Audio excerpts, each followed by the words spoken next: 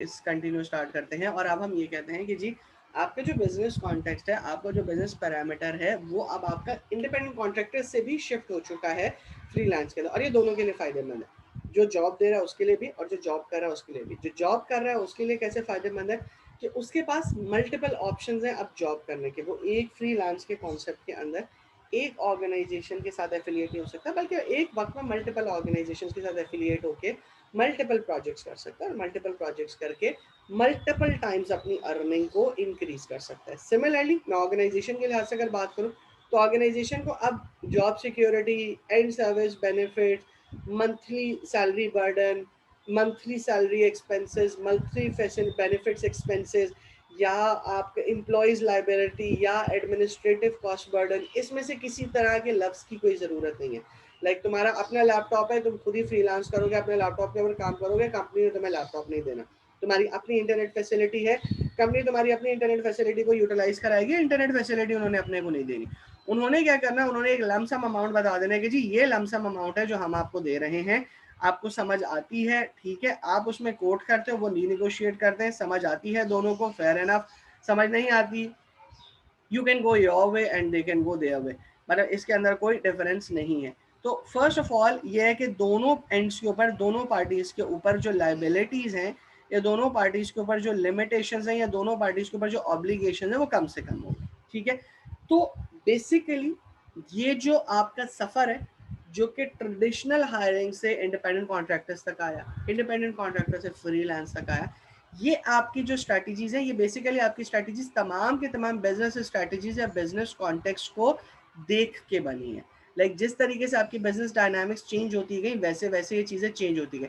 अब यहाँ पे सवाल यही आता है, या यहाँ पे यही हम स्टेटमेंट देते हैं कि जिस तरीके से ऊबर के ऊपर आपका जो है वो केस हो गया, या ऊबर के ऊपर जिस तरीके से कैलिफोर्निया ने उसको ये कहा कि नहीं जी आप इंडिपेंडेंट कॉन्ट्रैक्टर का वर्ड नहीं यूज कर सकते, तो वो इंडिपेंडेंट कॉन्ट्रैक्टर छोड़ के फ्रीलांस के ऊपर चले गए।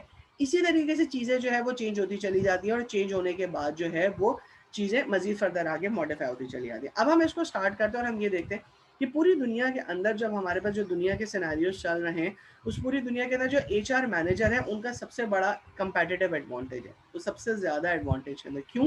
क्योंकि ऑर्गेनाइजेशन को जो है वो अपने लिए बेस्ट वर्कर्स की ज़रूरत होती है। बेस्ट वर्कर्स से उन्होंने क्या करना होता है, ऑर्गेनाइजेशन को अपने स्ट्रेटेजिक ऑब्जेक्टिव्स अचीव करना। स्ट्रेटेजिक ऑब्जेक्टिव्स, ऑर्गेनाइजेशनल गोल्स, या अपने जो ऑर्गेनाइजेशनल उनके माइलस्टोन्स है वो उनको अचीव करना होता है। और एचआर उसके अंदर क्या रोल प्ले करता है? एचआर ये रोल प्ले करता है कि वो उन तमाम के तमाम वर्कर्स को अट्रैक्ट करता है ऑर्गेनाइजेशन के अंदर या कंपनीज के अंदर, जो वर्कर्स वो पर्टिकुलर काम कर सकते हैं। और इन रिटर्न, मतलब हम इसके रिटर्न में क्या करते हैं, हम रिटर्न में एम्प्लॉयज को जो है वो सैलरी पे करते हैं, और हम रिटर्न में उनको बाकी सारी की सारी चीज़ें पे करते हैं, बेनिफिट्स पे करते हैं and all that.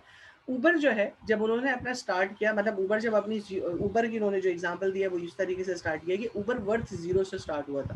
That means Uber was not very famous, Uber जो है वो जीरो कैटेगरी के से जो है वो स्टार्ट हुआ था, और इस वक्त ऊबर की जो वर्थ है वो तकरीबन 50 बिलियन की है, और ये 50 बिलियन की वर्थ इसने 5 सालों के अंदर अंदर बनाई, ठीक है। अब कैसे उसने बनाई? क्योंकि उसका बिजनेस मॉडल बहुत यूनिक था। अब तक जब हम बात कर रहे हैं, या अभी तक जो हम बात कर रहे हैं, इस पर्टिकुलर टाइम पीरियड के अंदर हम जो चीज़ें लेके चल रहे हैं, उसमें ऊबर की एग्जांपल इसलिए लेके चल रहे हैं क्योंकि ऊबर का बिजनेस मॉडल सबसे ज़्यादा यूनिक बिजनेस मॉडल है। और बिजनेस मॉडल यूनिक होने की एक वजह तो ये है कि उसकी आपको बाकी दूसरी एग्जांपल नहीं मिलती। दूसरी बात ये कि जो ऑर्गेनाइजेशन का जो पैराडाइम शिफ्ट है, जो आपके डायनामिक्स का जो पैराडाइम शिफ्ट है, वो पूरा के पूरा शिफ्ट ऊबर ने ही क्रिएट किया है। ऊबर ने ही आपके पास जो है वो ये सारी के सारी चीज़ें लेकर आया है, और ये सारी के सारी चीज़ें ला के, बिजनेस मॉडल ला के उसने जो है वो इम्प्लीमेंट किया। तो इसलिए ऊबर बीइंग कंसिडरेड, हम इस एग्जाम्पल को लेकर चलते हैं। अब इसका जो सबसे पहली बात है, जब इसे स्टार्ट किया उस वक्त के लिहाज से बात करें कि स्टार्टिंग में ऊबर ने जो रिलाई किया वो इंडिपेंडेंट कॉन्ट्रैक्टिंग मॉडल के ऊपर अप्लाई किया। इंडिपेंडेंट कॉन्ट्रैक्टिंग मॉडल क्या था कि जी आपके पास एक यूनिक एप्लीकेशन थी जो कि आपकी डिमांड की राइड को सप्लाई की राइड से मैच करती थी। ये अभी भी होता है, मतलब अगर हम पाकिस्तान के अंदर रख के बात करें तो पाकिस्तान में अभी भी यही होता है कि हम जब एप्लीकेशन खोलते हैं, और एप्लीकेशन खोल के जब हम सर्च करते हैं, तो हमें सर्च करने के ऊपर ड्राइवर जो है, जो हमारे नियर बाय ड्राइवर्स हैं, वो मिलते हैं। तो हम बेसिकली कौन होते हैं? जिनको डिमांड होती है, ठीक है। सप्लाई कौन होते हैं? वो तमाम के तमाम ड्राइवर्स होते हैं जो कि हमारी सराउंडिंग में मौजूद होते हैं। इसी तरीके से मैं अगर ड्राइवर के पर्सपेक्टिव से बात करूं तो ड्राइवर जो है वो सप्लाई प्रोड्यूस कर रहा होता है, that means driver is a supplier जो कि अपनी सर्विसेज सप्लाई कर रहा है, और जितने कस्टमर्स उसको शो हो रहे होते हैं वो उसकी उस पर्टिकुलर सप्लाई की डिमांड होती है। ठीक है, ये एक वेव ऑफ फ्यूचर थी। वेव ऑफ फ्यूचर का मतलब ये है कि आज से पहले तक या उबर के बिजनेस इस बिजनेस मॉडल से पहले तक इस तरह का कॉन्सेप्ट, इंडिपेंडेंट कॉन्ट्रैक्टर्स का कॉन्सेप्ट एज सच मौजूद नहीं था। बट यस, ये कॉन्सेप्ट जब आया तो आपके पास क्या हुआ कि कंपनी ने अपनी ऑलमोस्ट एंटिसिपेटेड, ये उन्होंने फिगर बताई कि जी 30% अपनी पेरोल कॉस्ट जो है वो इन सेफ की। उस पेरोल कॉस्ट के अंदर आपके जो है वो टैक्सेस भी इंक्लूड थे, उस पेरोल कॉस्ट में इंश्योरेंस भी इंक्लूड होती थी, और उस पेरोल कॉस्ट में वर्कर कॉम्पेंसेशन भी इंक्लूड होती थी, स्टेट के टैक्सेस भी इंक्लूड होते थे, और ये सारी की सारी चीज़ें कुल टोटल कंपनी के ऊपर लमसम 30% का एक्सपेंस रिडक्शन का जो है वो क्रिएट किया। ठीक है, फीडेक्स और यूपीएस ये आपके दो कंपैटिटर्स भी हैं। कंपैटिटर्स इस तरीके से हैं, ये भी ट्रांसपोर्टेशन कंपनी जिस तरीके से ऊबर है, बस फर्क इतना है कि फीडेक्स और यूपीएस जो है वो आपके मटेरियल ट्रांसपोर्ट करती है, यानी कि आपकी चीज़ों को ट्रांसपोर्ट करते हैं, और ऊबर जो है वो आपके ह्यूमन को ट्रांसपोर्ट कर रहा होता है, ह्यूमन को एक जगह से दूसरी जगह लेके जा रहा होता है। ठीक है, तो आपकी जो फीडेक्स और यूपीएस जो है वो कमिटेड है इसी तरह के बिजनेस स्ट्रेटजीज के अंदर, लेकिन ये बिजनेस को कंप्लीट करते हैं डिफरेंट वे के अंदर। लाइक इनका बिजनेस डायनामिक्स, बिजनेस मॉडल यही है, लेकिन इनके डायनामिक्स थोड़े से डिफरेंट है, इनका काम करने का तरीका दूसरा डिफरेंट है। कैसे? यूपीएस जो है वो डिलीवर करता है आपके इंडिविजुअल रेजिडेंसीज में जो कि फार फ्लंग है, यानी कि बहुत दूर दूर एरियाज में रहते हैं। ठीक है, तो जब यूपीएस को चूंकि दूर दराज एरियाज में जाते हैं तो उसको ऐसे लोगों की जरूरत है, उसको ऐसे ड्राइवर्स की जरूरत है जो कि एक्सपीरियंस को कमिटेड हो। ठीक है, अब फीडेक्स की बात करें तो फीडेक्स आपके जो है वो अर्बन यानी कि शहरों के अंदर जो है वो डिलीवर कर रहा होता है, तो उसको सिर्फ एफिशिएंट ड्राइवर्स की जरूरत है। लाइक उसको ऐसे ड्राइवर्स की जरूरत नहीं है जो कि नेसेसरीली सिर्फ उसी के साथ एंगेज है। ठीक है, बल्कि उसको एफिशिएंट ड्राइवर की जरूरत है, एक ड्राइवर जो कि कराची के अंदर जो है वो चीज़ें प्रोवाइड करके खत्म हो जाए बस। लेकिन यूपीएस क्या कहता है? यूपीएस कहता है कि जी उसको डेडिकेटेड ड्राइवर्स की जरूरत है। क्यों डेडिकेटेड ड्राइवर्स की जरूरत है? क्योंकि वो फार फ्लंग एरिया के अंदर जो है वो डिलीवरी कर रहा होता है। लाइक मिसाल के तौर पर उसको जो है इंटीरियर पूरे सिंध के अंदर डिलीवर करना है, तो ऐसी सर्विसेज चूंकि यूपीएस दे रहा है, तो इसलिए यूपीएस को जो है उसके ड्राइवर्स को जो है वो एफिशिएंट, उसके ड्राइवर्स को जो है वो ज़्यादा अटैच होना चाहिए। फीडेक्स ये कहता है कि कराची के अंदर अंदर ही दे दो, तो इसका मतलब ये है कि उसको ड्राइवर की इंगेजमेंट इतनी ज़्यादा नहीं आती। तो इसी तरीके से एसोसिएट जो आपके पास मुख्तलिफ एडवांटेज और डिसएडवांटेजेस जो है वो एसोसिएट हुए होते हैं, और एसोसिएट होकर इन सारी के सारी चीज़ों को जो है वो मैच कर होता है। बट मोस्ट इंपॉर्टेंट चीज़ जो है, जो इसके अंदर बताने वाली चीज़ है, वो ये है कि आपके पास जो है जो सबसे इंपॉर्टेंट चीज़ होती है वो आपके पास लेबर सप्लाई और डिमांड मैच होती है। ठीक है, अब यहाँ पे जब हम मजीद फर्दर आगे आके बात करते हैं तो हमारे पास जो डिमांड और सप्लाई की जो मैच है उसके अंदर हमारे पास दो मेजर फैक्टर्स हैं जो हमारे पास जो है वो इम्पैक्ट हो रहे होते हैं, जो हमारे पास जो है वो एसोसिएट है, जो हमारे पास लिंक हो रहे होते हैं। एक हमारे पास सोसाइटल ट्रेंड्स है, ठीक है, और एक हमारे पास इवेंट्स है। ये दो चीज़ें वो हैं जो कि आपकी कस्टमर मार्केट को सबसे तेज़ी से इम्पैक्ट करती है। ठीक है, कंज्यूमर मार्केट से मुराद आपकी और मेरी वाली मार्केट जो कि हम ऊबर को या फीडेक्स को इन सबको यूज़ करते हैं। ठीक है, labour market that means driver market जो है वो सबसे ज्यादा किससे इफेक्ट होती है? वो इफेक्ट होती है सप्लाई ऑफ पीपल से। कौन से सप्लाई ऑफ पीपल से? जो कि वो पर्टिकुलर गुड या सर्विस प्रोड्यूस कर रहे होते हैं। कुछ केस के अंदर जो है वो ये कैटेगराइज की जाती है लेबर शॉर्टेज के लिहाज से, कुछ कैटेगराइजेशन में जो है वो ये कही जाती है लेबर एक्सटेंसेस के अंदर या लेबर सरप्लस लेबर के अंदर। ठीक है, अब इन दो चीज़ों को समझने की हमें बड़ी शदीद ज़रूरत है। अब हम उबर के बिजनेस की एग्जांपल नहीं ले रहे, अब हम ऑल इन ऑल कंपनी के लिहाज से बात कर रहे हैं। 14 अगस्त आ रही है, मतलब अप्रैल है, आगे इसके बाद मई जून जुलाई अगस्त, अगस्त आ जाएगी, फिर अगस्त में 14 अगस्त आ जाएगी, राइट? बल्कि हाँ चलो ठीक है, 14 अगस्त आ रही है। ठीक है, 14 अगस्त में सबसे ज्यादा डिमांड किस चीज की होगी? बीइंग इंडिविजुअल, मतलब मैं तुम सब लोगों से पूछूं तो 14 अगस्त में सबसे ज्यादा डिमांड किस? झंडियों की, झंडियों की, सब और फ्लैग की, फ्लैग्स की, फ्लैग, और बैजेस, बैजेस बैजेस, और पाकिस्तानी और ग्रीन एंड वो व्हाइट हॉर्न, हॉर्न्स, बाजे बाजे प्रेशर हॉर्न्स, बाजे। बाजे जो यस, बिल्कुल बिल्कुल सही है। अब मुझे एक बात बताओ, क्या ये सारी के सारी चीजों की डिमांड 14 अगस्त और 23 मार्च के अलावा किसी और दिन में होती है? मतलब हम नो सर, नॉर्मली क्या ये चीजें लेते नहीं लेते ना? ठीक है, नो सर, नहीं, इसका मतलब ये है कि हमें एक चीज अंडरस्टैंड करने की जरूरत है बीइंग अ रिक्रूटर, कि जो कंज्यूमर मार्केट है ना, वो एक सबसे इंपॉर्टेंट जिस चीज से इफेक्ट हो रही होती है ना, वो इफेक्ट हो रही होती है हमारे पास इवेंट से। लाइक आपके पास किस तरह का इवेंट जो है वो आ रहा है, किस तरह के इवेंट्स आपके पास यानी कि मार्केट के अंदर शो हो रहे हैं। लाइक आपके पास अगर 14 अगस्त आ रहा है तो a company should understand this thing कि आपके पास जो भी आप लाइक सपोजिटली अगर आप ग्रीन और वाइट कलर के क्लोथ्स बनाते, अगर आप क्लोथिंग फैक्ट्री के अंदर है मतलब कपड़े बनाते हैं, तो आपको स्पेसिफिकली ग्रीन और वाइट के ऊपर फोकस करना है, ठीक है, राइट।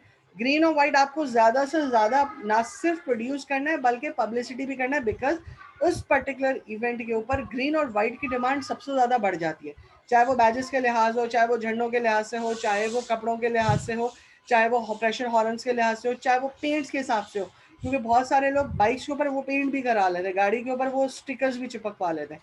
तो एक तो चीज जो हमारे पास सबसे ज्यादा फोकस होती है वो हमारे पास होती है आपके ट्रेंड इवेंट्स। दूसरी चीज ट्रेंड्स। अब ट्रेंड्स क्या चीज है इसको अंडरस्टैंड करने की कोशिश करते हैं। ट्रेंड्स का मतलब ये है कि आपके पास जो इस वक्त मार्केट ट्रेंड चल रहा है। अब मार्केट ट्रेंड क्या चल रहा है हम इस चीज को देखते हैं।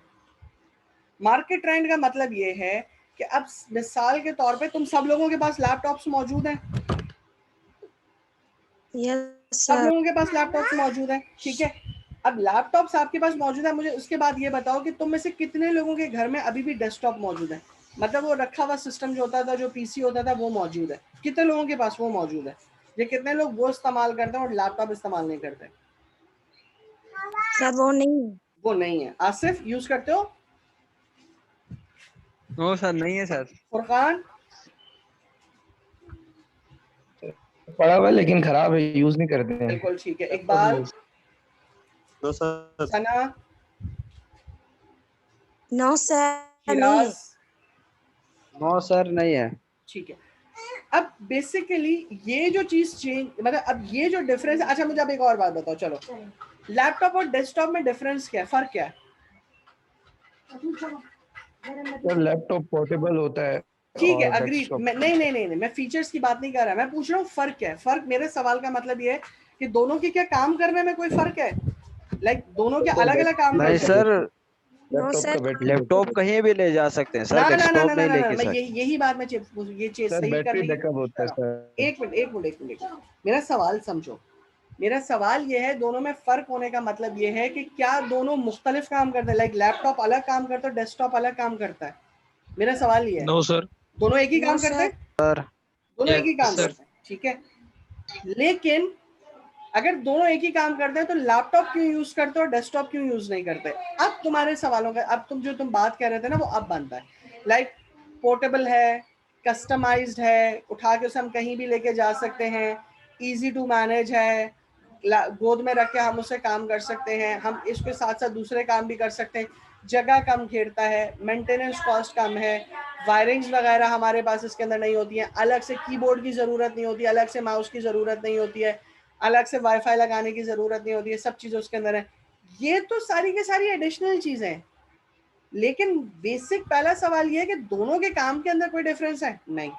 तो ये बेसिकली आपके पास किस चीज का डिफरेंस है जिसने आपको मूव कराया डेस्कटॉप से लैपटॉप के ऊपर? This is what we call trend. ये आपका ट्रेंड है जिसने आपको चेंज करवाया इधर से उधर। अब दूसरी एग्जांपल लेते हैं। तुम सब लोगों के घर पे टेलीफोन्स लगे हुए हैं? जी सर। लगे हुए हैं। अब टेलीफोन भी लगे हुए हैं और टेलीफोन के साथ तुम सब लोगों के अपने अलग अलग मोबाइल्स भी मौजूद हैं, जी सर। राइट? अब मुझे बात बताओ, मोबाइल का मेन काम क्या है? बात करना। जी प्रिंसिपल मोबाइल का जो काम है, जो मोबाइल प्रिंसिपली क्रिएट हुआ है वो बात करने के लिए हुआ है, मतलब हमसे बात करते हैं उससे, ठीक है। सबके पास होना चाहिए। तो जब आपके पास घर में फोन मौजूद है तो फिर आपको मोबाइल की क्या जरूरत है? अब उसके ऊपर आप बहुत सारी जस्टिफिकेशन दे सकते हैं कि जी पहले हमारे पास जो है वो सेलफोन जो था, पहले हमारे पास जो टेलीफोन था उससे सिर्फ हम बात कर सकते हैं, हम मोबाइल के ऊपर जूम क्लासेस भी ले सकते हैं, अब हम मोबाइल के ऊपर मैसेजेस भी कर सकते हैं, अब हम मोबाइल के ऊपर इंटरनेट फैसिलिटी भी यूज कर सकते हैं। Agreed with all those thing, but acceptability consumer की किस चीज की बेसिस के ऊपर हुई? ट्रेंड की बेसिस के ऊपर। वो ट्रेंड एक्सेप्ट हो गया, इसलिए आपने वो जो है उस चीज को एक्सेप्ट कर लिया। अब यही ट्रेंड है, यही कंज्यूमर का ट्रेंड था या कंज्यूमर मार्केट का जो रिस्पॉन्स था वो था जिस वजह से आपका नोकिया अपने विंडो फोन के अंदर फेल हो गया और वही सैमसंग जो कि आपके एंड्रॉयड फोन में था वो सक्सेसफुल हो गया।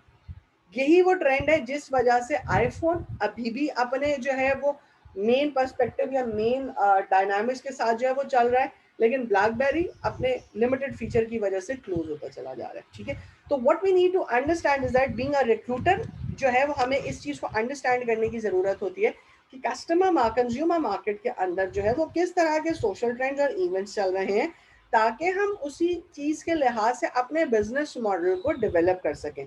और जब हम बिजनेस मॉडल को कंज्यूमर मार्केट के साथ डेवलप करें तो फिर हमें दूसरी चीज ये देखनी होती है कि हमारी लेबर मार्केट के अंदर कितने डिमांड और सप्लाई का रेशो चल रहा है। अगर हमारे पास किसी एक पर्टिकुलर प्रोडक्ट या किसी एक पर्टिकुलर कैटेगरी की गुड्स और सर्विसेज ऑलरेडी बहुत ज़्यादा मौजूद हैं, तो इसका मतलब ये है कि हमारे पास उस पर्टिकुलर ऑब्जेक्ट या उस पर्टिकुलर ट्रेंड या उस पर्टिकुलर सेक्टर की आपको लेबर ज़्यादा मिलेगी। लेकिन अगर आप कोई यूनिक चीज़ लेके आ रहे हैं, अगर आप कोई यूनिक चीज़ की बात कर रहे हैं, तो वो आपकी कम होती चली जाएगी, क्योंकि यूनिक चीज़ है तो इसका मतलब ये है कि जहाँ उसकी डिमांड कम है तो वहाँ उसकी सप्लाई भी कम होगी। अब हम आते हैं और अब हम आके एचआर के अंदर जो सबसे पहली चीज़ अंडरस्टैंड करने की कोशिश करते हैं, वो हम कोशिश करते हैं human resource planning. Human resource planning is the first and the foremost step जो कि हम प्रैक्टिकल हायरिंग के लिहाज से करने के लिए जा रहे होते हैं। अब फोरकास्टिंग होती क्या है? सबसे पहले हम एचआर फोरकास्ट को अंडरस्टैंड करते हैं। एचआर फोरकास्ट का मतलब ये है कि it is an attempt to determine the supply and demand for various type of human resources to predict areas within the organization where there will be future labor where there will be future labor shortage or suppliers। ठीक है, अब यहाँ पे आपको सबसे पहले ये चीज अंडरस्टैंड करने की जरूरत है कि जो फोरकास्टिंग है उसकी अटेम्प्ट या उसकी वजह ये होती है कि बेसिकली फोरकास्ट जो है वो आपकी ये चीज डिटरमिन करती है कि आपकी ह्यूमन रिसोर्स की मार्केट के अंदर कितनी सप्लाई मौजूद है और आपकी ऑर्गेनाइजेशन के अंदर कितनी डिमांड मौजूद है। ठीक है, और ये डिमांड और सप्लाई आप क्यों मेजर करते हो, डिमांड और सप्लाई क्यों डिटरमिन करते हो, ताकि आप ये चीज प्रिडिक्ट कर सको कि आपकी ऑर्गेनाइजेशन के अंदर वो कौन कौन सी जगह हैं या आपके ऑर्गेनाइजेशन के अंदर वो कौन कौन से एरियाज हैं जहां आपकी लेबर शॉर्टेज होगी या लेबर सरप्लस होगा। अब जहां पे लेबर शॉर्टेज होगी वहां आप मार्केट से सप्लाई लेके अपनी शॉर्टेज को कवर करोगे।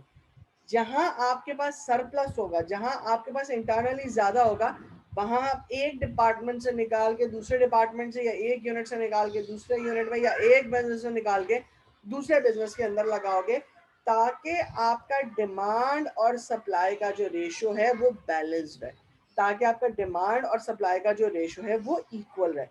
अब हम नीचे आते हैं और नीचे आके इसी चीज को डायग्राम के अंदर देखते हैं, और ये हमारे पास बेसिकली जो ओवरव्यू है वो पूरा की पूरा एचआर प्लानिंग का ओवरव्यू है। प्लानिंग से मुराद ये है कि आप ये कह लें कि आप प्लानिंग का लफ्ज ले लें, प्लानिंग फोरकास्टिंग का ही पार्ट होता है, उसका लफ्ज ले लें। तो ये आपके पास एक पिक्चर है जिस पिक्चर के अंदर हम पूरा के पूरा जो प्लानिंग फेज है उसको देखते हैं।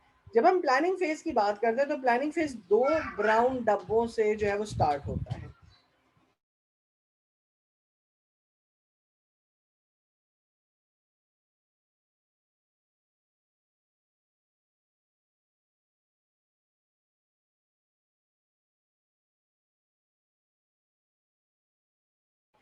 ओके जी, हमारे पास जो प्रोसेस स्टार्ट होता है वो प्रोसेस स्टार्ट होता है दो चीज़ से। पहले तो आप फोरकास्ट करते हैं लेबर डिमांड को, फिर आप फोरकास्ट करते हैं लेबर सप्लाई को। अब यहाँ पे दोनों चीजें आपको अंडरस्टैंड करने की जरूरत है। फोरकास्ट ऑफ लेबर डिमांड है, फोरकास्ट ऑफ लेबर सप्लाई दोनों एरिया से आप करते हैं, एक्सटर्नल मार्केट से भी और इंटरनल मार्केट से भी। एक्सटर्नल मार्केट का मतलब ये है कि आप ये चीज देखते हैं कि जी जो आपकी डिमांड है वो मार्केट में कितनी मौजूद है, और दूसरी चीज ये कि आपकी कंपनी के अंदर कितनी डिमांड मौजूद है। डिमांड मौजूद ये है कि कहाँ कहाँ आपको लोग लगाने हैं, कहाँ कहाँ आप लोग कहाँ पे लगाने हैं, किस तरह का स्किल सेट आपको लगाना है। ये दोनों चीजें आप यहाँ से फोरकास्ट करते हो। फिर लेबर सप्लाई की बात करते हो। लेबर सप्लाई इंटरनली कितनी मौजूद है, एक्सटर्नली कितनी मौजूद है। इंटरनली कितनी मौजूद है इसका मतलब ये है कि एक एमबीए है मिसाल के तौर पर, वो एमबीए मेरे पास आईटी डिपार्टमेंट के अंदर काम कर रहा है, ठीक है, आईटी डिपार्टमेंट में वो सरप्लस शो हो रहा है, सरप्लस का मतलब आईटी डिपार्टमेंट में ज्यादा शो हो रहा है, या आईटी डिपार्टमेंट में उसकी सर्विसेज उस तरीके से नहीं यूटिलाइज हो रही क्योंकि वो तो एमबीए का बंदा है, उसने तो एमबीए किया हुआ है। लेकिन एमबीए की मेरी एक पोजीशन खाली है जो कि मेरे पास मार्केटिंग डिपार्टमेंट के अंदर है। तो इसका मतलब ये है कि मेरे पास इंटरनली एक बंदे की सप्लाई मौजूद है, मुझे बाहर से बंदा लाने की ज़रूरत नहीं है, बल्कि इंस्टेड मैं बाहर से बंदा लाने के बजाय मैं इंटरनली अपने आईटी में से वो एमबीए बंदा उठाऊं, और एमबीए बंदा उठा के अगर मैं अपने मार्केटिंग डिपार्टमेंट के अंदर ले लूँ तो मेरी इंटरनल सप्लाई या इंटरनल जो लेबर सप्लाई है वो मेरे पास सफिशेंट है। इसी तरीके से दूसरी एग्जाम्पल हम ये देखते हैं कि जी हमें चाहिए, अब दूसरी कंडीशन क्या थी, दूसरी कंडीशन ये थी कि वो जो बंदा काम कर रहा है वो एमबीए फाइनेंस है, लेकिन जो मुझे बंदा चाहिए वो बंदा चाहिए मुझे एमआईएस का बंदा, एमबीए एमआईएस। तो ऐसी सिचुएशन में चूंकि मेरे पास इंटरनली मौजूद नहीं है तो अब मुझे मार्केट की तरफ देखना पड़ेगा, वो मार्केट की तरफ देख के मुझे मार्केट से ढूंढना पड़ेगा कि मुझे एमबीए एमआईएस का बंदा चाहिए ताकि मैं उस पर्टिकुलर पोजीशन को फिल कर सकूं। तो सबसे पहले तो जो हमारे पास forecast demand, external labour demand और सप्लाई की बात है, ये हमें ये अंडरस्टैंड करने की जरूरत है। इसके बाद ये दोनों लिंक करती हैं लेबर शॉर्टेज और लेबर सरप्लस के ऊपर। लेबर शॉर्टेज और लेबर सरप्लस मैंने अभी आपको बता दिया कि जी आपके पास वो पोजीशन मौजूद है, वो बंदा मौजूद है, लेकिन वो बंदा चूंकि आपके पास दूसरे डिपार्टमेंट के अंदर काम कर रहा है तो इसलिए आप उस बंदे को अभी फिलहाल के लिए, या आप उस बंदे को उस तरीके से अडॉप्ट कर सकते हैं। बट दूसरी कंडीशन में वो बंदा आपके पास इंटरनली मौजूद ही नहीं है तो फिर आपको लेके जाना होगा एक्सटर्नल के ऊपर। इसके बाद नेक्स्ट पॉइंट आपका है goal setting and strategic planning. अब गोल सेटिंग और स्ट्रेटेजिक प्लानिंग आपकी ये चीज डिफाइन करती है कि जी सपोजिटली ये हुआ कि आपको एमबीए जो है वो बंदा आपके पास मौजूद है, लेकिन आईटी वाले ये बात कह रहे हैं, इंफॉर्मेशन टेक्नोलॉजी डिपार्टमेंट है वो ये बात कह रहे हैं कि जी हमें ये बंदा जरूरी चाहिए। क्यों चाहिए वो बंदा, वो ये कहते हैं कि जी हमारे लिए बंदा सरप्लस नहीं है, बंदा हमें चाहिए। अब उसका जवाब वो ये कहेंगे जी हमें चाहिए, तो उनको क्यों चाहिए, उनको इसलिए चाहिए क्योंकि उनको अपनी सारी के सारे जितने भी एडमिनिस्ट्रेटिव काम है वो उस बंदे से कराने होते हैं। लाइक जितने भी प्रोग्रामर्स हैं, जितने भी आईटी डिपार्टमेंट की प्रोक्योरमेंट है, जितने भी आईटी डिपार्टमेंट के अंदर एचआर लोग मौजूद हैं, उन तमाम लोगों की अटेंडेंस मेंटेन करना, लीव रिकॉर्ड मेंटेन करना, उन तमाम लोगों को इंटीमेशंस करना, उन तमाम लोगों को सर्कुलर्स भेजना, उन तमाम लोगों की इंटरनल ट्रांसफर पोस्टिंग मेंटेन करना, उन तमाम लोगों की रिपोर्टिंग लाइन डिफाइन करना, उन तमाम लोगों की जॉब डिस्क्रिप्शन डिफाइन करना, उन तमाम लोगों के रोल्स डिफाइन करना, उन तमाम लोगों की सैलरी चलाना, यानी कि सारे के सारे काम आईटी के अंदर भी हो रहे हैं। तो इसका मतलब ये है कि वहां पे हमें ये चीज रियलाइज हुई कि हमने जब बाहर से खड़े होकर देखा तो हमें पता चला कि जी वो बाहर से खड़े होकर जब हमने नोट किया तो हमें वो सरप्लस लग रहा था, लेकिन जब हमने वहां के जॉब रोल्स देखे तो हमें पता चला वो सरप्लस नहीं है। अब जब ऐसी सिचुएशन हुई तो हमारी स्ट्रेटेजिक प्लानिंग क्या कहती है, अब हमें बंदा बाहर से देखने की जरूरत है, अब हमें बंदा बाहर से लाने की जरूरत है, अब हमें बंदा मार्केट से देखने की जरूरत है। तो इसी तरीके से आपका स्ट्रेटेजिक प्लानिंग यूज है। फिर इसके बाद आपकी प्रोग्राम इम्प्लीमेंटेशन एंड इवैल्यूएशन होती है। प्रोग्राम इम्प्लीमेंटेशन एंड इवैल्यूएशन क्या कहता है कि जो बंदा बाहर से लेकर आए, जो बंदा आप मार्केट से लेकर आए, कहीं ऐसा तो नहीं है कि वो बंदा आप जो लेकर आए वो आपकी कंपनी को सूट नहीं कर रहा, या वो बंदा आपकी कंपनी के डायनामिक्स को नहीं समझ रहा, या वो बंदा आपकी कंपनी के साथ फिट हो रहा है या नहीं हो रहा। इन सारे के सारे सवालों के जवाब हम इम्प्लीमेंटेशन और एवेल्यूएशन के अंदर देते हैं, और ये पूरा के पूरा पार्ट हमारा ह्यूमन रिसोर्स प्लानिंग का, ठीक है। अब ये हमारे पास जो है, अब हम हर एक को इंडिपेंडेंटली देख सकते हैं।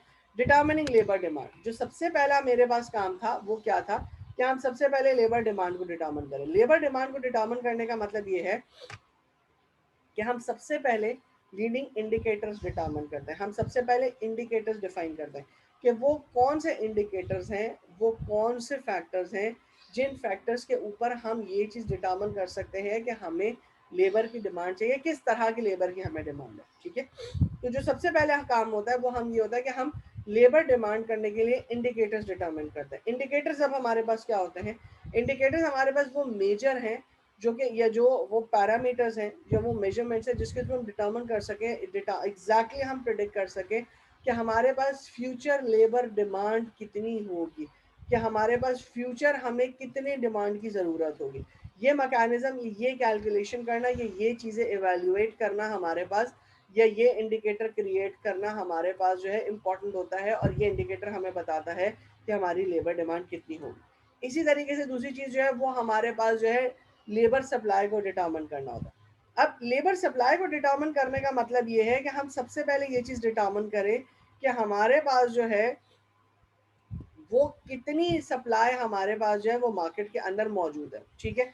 अब जो सप्लाई हमारे पास, जो लेबर सप्लाई जो है उसको जब हम डिटर्मिन करते हैं तो इसको डिटर्मिन हम करते हैं ट्रेडिशनल मैट्रिक्स से।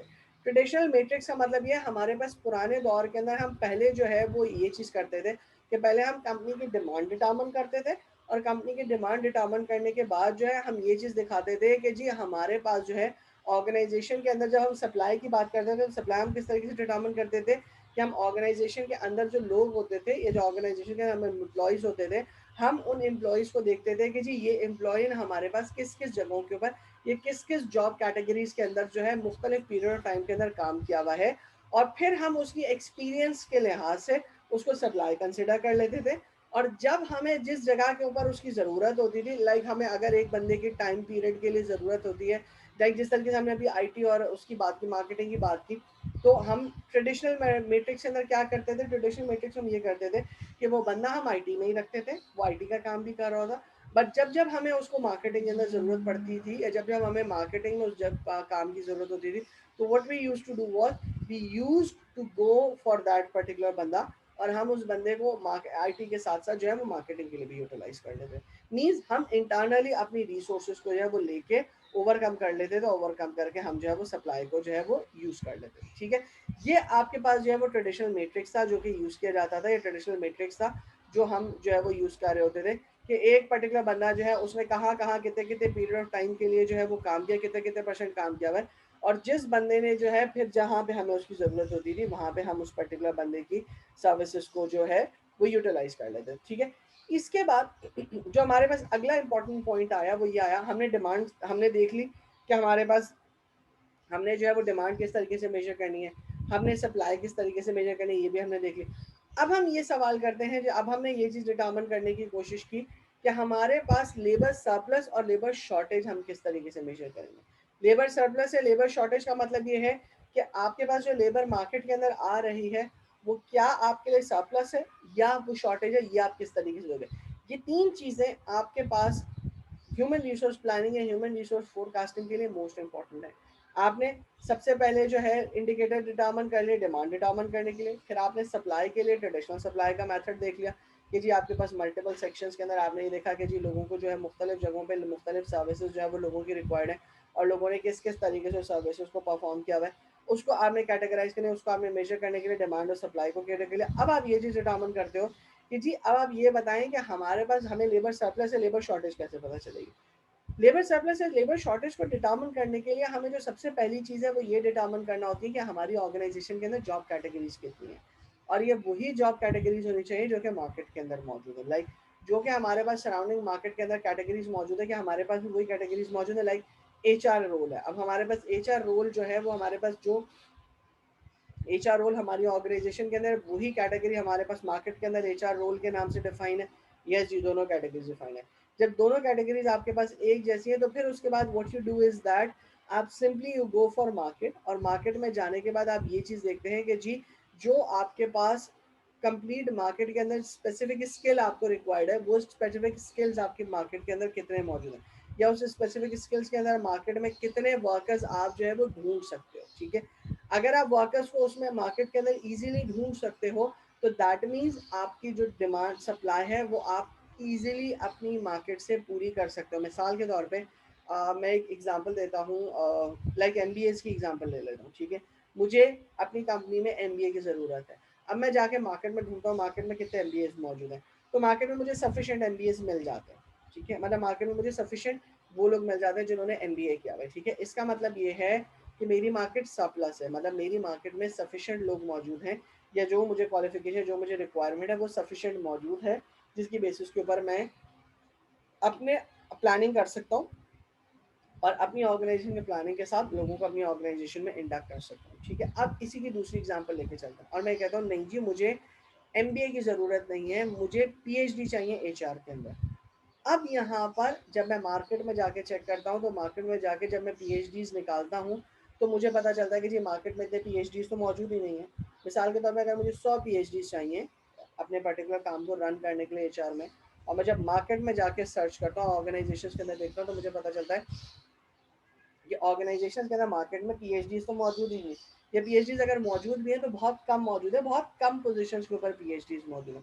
तो इसका मतलब ये हुआ, मैंने यहाँ से ये चीज़ कंक्लूड की कि जी चूंकि मार्केट के अंदर जो है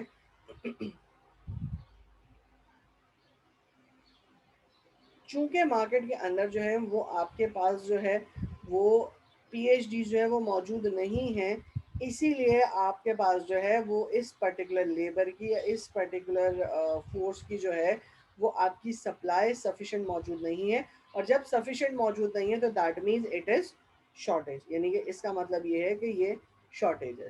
ठीक है, एक तो ये तरीका है। दूसरा तरीका डेवलप कंट्रीज का होता है। डेवलप कंट्रीज का क्या तरीका होता है कि पूरी दुनिया के हर डेवलप कंट्री के अंदर, पाकिस्तान में भी मौजूद है लेकिन वो इतना ज़्यादा एफिशिएंट नहीं है, लेकिन बाकी पूरी दुनिया के अंदर जो है वो आपके पास ब्यूरो ऑफ लेबर स्टार्ट्स होता है। ब्यूरो ऑफ लेबर स्टार्ट्स आपका क्या करता है? ब्यूरो ऑफ लेबर स्टार्ट्स आपका ये करता है कि आपके जो है पूरी ऑर्गेनाइजेशन पूरे कंट्री के अंदर, पूरे उस रीजन के अंदर, पूरी उस स्टेट के अंदर कैलकुलेट करता है कि जी पिछले साल किसी भी पर्टिकुलर पोजीशन या किसी भी पर्टिकुलर रोल के ऊपर कितने लोग जो है वो रिक्वायर्ड थे, या कितनी जॉब एडवर्टाइजमेंट्स उसकी जो है वो आई थी। इसको वो मैच करता है, इसको मैच करता है वो आपकी ऑर्गेनाइजेशन के अंदर कितने आपके जो मार्केट के ग्रेजुएट्स हैं जो कि यूनिवर्सिटी से निकल रहे हैं उससे।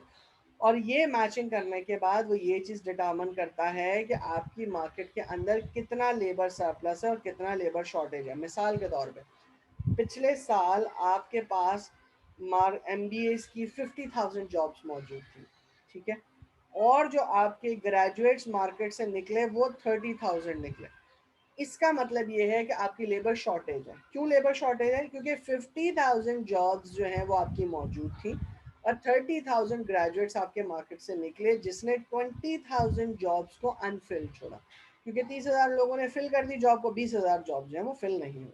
ठीक है, सिमिलरली अब दूसरी एग्जांपल इसकी क्या लेंगे कि जी 50,000 आपकी जॉब्स हैं और मार्केट से जो ग्रेजुएट निकल रहे हैं वो 70,000 निकल रहे हैं।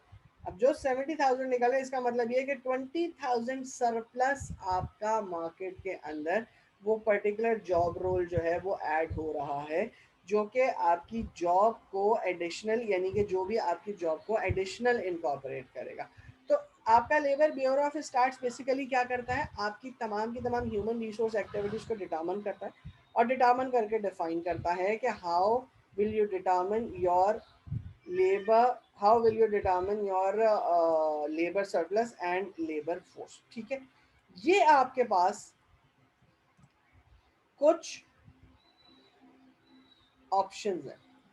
अब ये ऑप्शंस आपके पास किस चीज़ के हैं? ये ऑप्शंस आपके पास सिंपली आपको ये चीज़ डिटर्मिन करा रहे हैं, मतलब कि ये ऑप्शंस आप कब यूज़ कर रहे हो? जब आपके पास लेबर सरप्लस है तब आपको क्या करना है, जब आपके पास लेबर शॉर्टेज है तब आपको क्या करना है। लेबर सरप्लस और लेबर शॉर्टेज का तुम लोगों को कॉन्सेप्ट समझ में आ गया कि सरप्लस का क्या मतलब है और शॉर्टेज का क्या मतलब है? लाइक व्हेन वी कॉल के जी लेबर सरप्लस और व्हेन वी कॉल के लेबर शॉर्टेज है, सरप्लस और शॉर्टेज का कॉन्सेप्ट क्लियर है तुम लोगों को? क्योंकि जब तक वो कॉन्सेप्ट क्लियर नहीं होगा तुम्हें आगे समझ में नहीं आएंगे।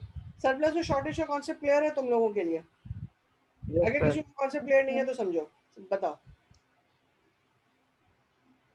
जी, जल्दी से बताओ बेटा। सर एक दफा बता दें, एक दफा बता दें सर काइंडली, ओके, सरप्लस और शॉर्टेज का मैं कॉन्सेप्ट। बता दूं। देखो सरप्लस और शॉर्टेज का कॉन्सेप्ट ये, अब मैं सिर्फ ब्यूरो ऑफ स्टार्ट्स के लिहाज से बता रहा हूँ तुम्हें, ठीक है, मतलब मार्केट के लिहाज से हम नहीं देखते, हम ब्यूरो ऑफ स्टार्ट्स के लिहाज से उसको चेक कर लेते हैं।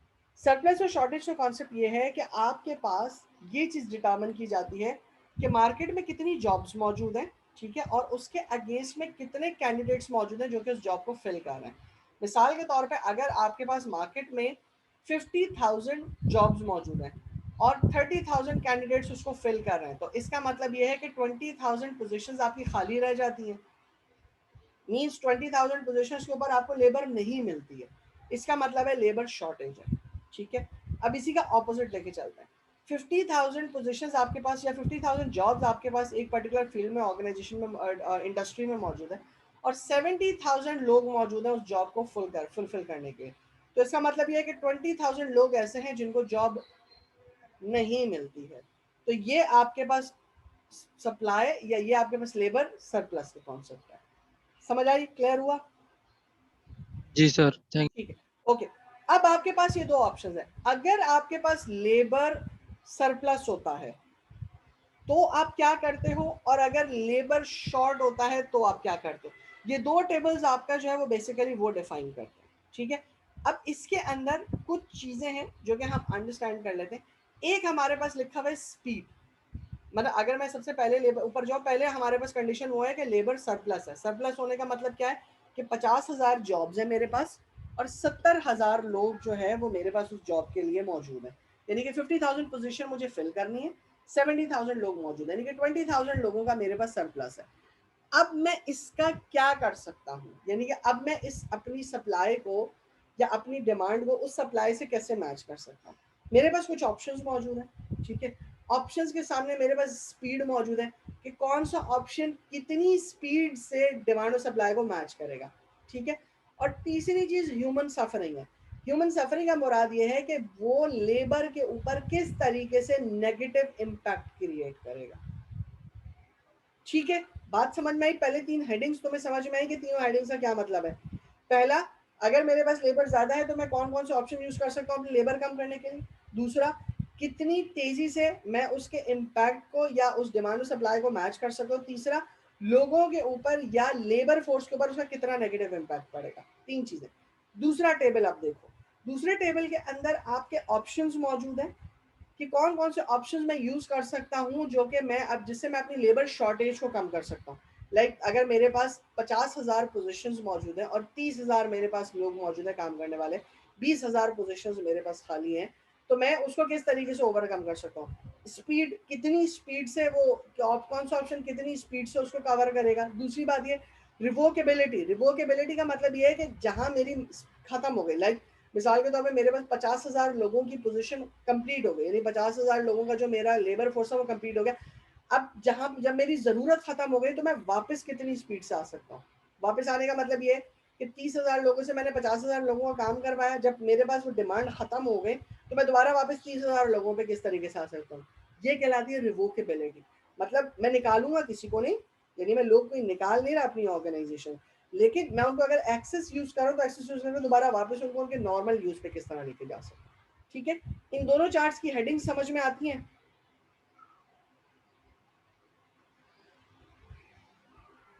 Yes sir. ओके चलो ठीक है, हम इसको यहीं तक रखते हैं और यहीं तक रखने के बाद जो है मैं ये सेशन जो है वो एंड कर रहा हूँ। फिर नेक्स्ट सेशन में हम इसके ऊपर असाइनमेंट अभी एक करते हैं, इसके ऊपर एक प्रैक्टिस करते हैं और जिसकी बेसिस के ऊपर हम इसको देखेंगे, ठीक है। चलो मैं ये सेशन क्लोज कर रहा हूँ, नेक्स्ट सेशन ओपन करूंगा तो तुम लोग जल्दी से वापस ज्वाइन बैक करो।